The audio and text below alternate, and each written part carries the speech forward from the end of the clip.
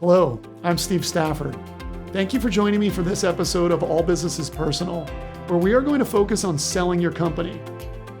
Whether you have owned your business for 5 years or for 35 years, selling your business is an intense, time-consuming, and sometimes stressful process. While every sale is different, in this video, I'm going to provide a general overview of the sale process and highlight some of the steps that are part of most deals, as I find that this helps to alleviate at least some of the stress that sellers experience throughout the sale process. So, beyond the pre-sale due diligence and pre-sale tax planning opportunities that I spotlighted in the last 2 videos, what are some steps a business owner should take when they are ready to sell their company?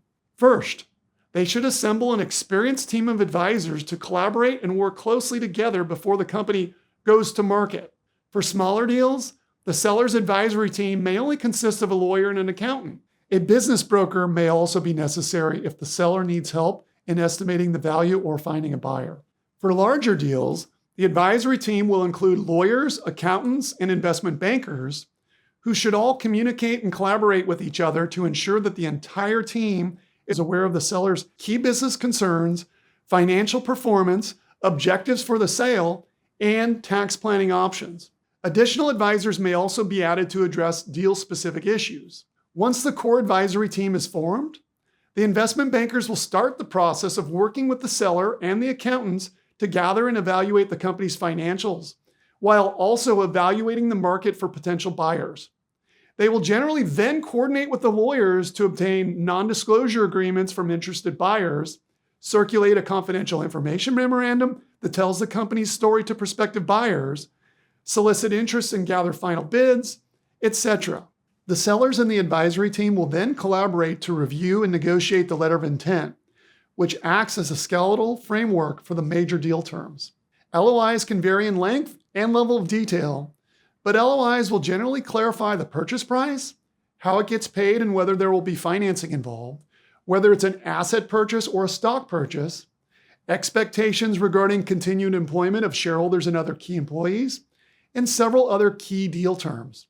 In some cases, the seller may want to insist that the parties agree to more granular terms at the LOI stage, such as for the specific net working capital framework, in order to avoid post-closing disputes.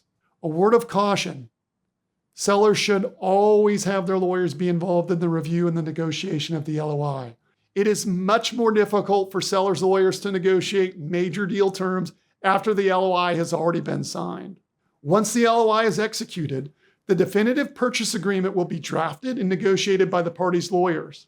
During this time, buyers will continue their due diligence efforts and request documents and information, and seller and the advisory team will typically set up and upload responsive documents to what is known as a virtual data room. Before agreeing to buy the assets or stock of a company, however, buyers will insist that sellers make a litany of representations and warranties about all aspects of the company: its legal status and authority, ownership of its assets, contracts and licenses, tax returns, liabilities and environmental concerns, litigation against the company, etc. And buyer will demand the seller indemnify the buyer from any harm if the representations and warranties are incorrect. Seller's lawyers will meet with seller to closely review the representations and warranties and identify material exceptions on what are known as disclosure schedules. Depending on the size of the company, the structure of the transaction, and the key concerns to be addressed in the deal, there will be a long list of ancillary agreements and documents that will be negotiated in conjunction with the definitive purchase agreement. As the stress and pressure increases, there will inevitably be some issues which cause the seller to question whether they even want to proceed with the deal. But in most cases, the issues can be resolved, the deal gets closed, and the seller receives a wire payment that makes it all worth it. In conclusion, I hope that this video helps you to have a better understanding of what to expect when you go to sell your company. Thanks for watching. I hope you join me for our next and final installment, which will focus on the important topic of estate planning. As a reminder, this video is for educational and information purposes only. It should not be taken as legal or tax advice. Thank you.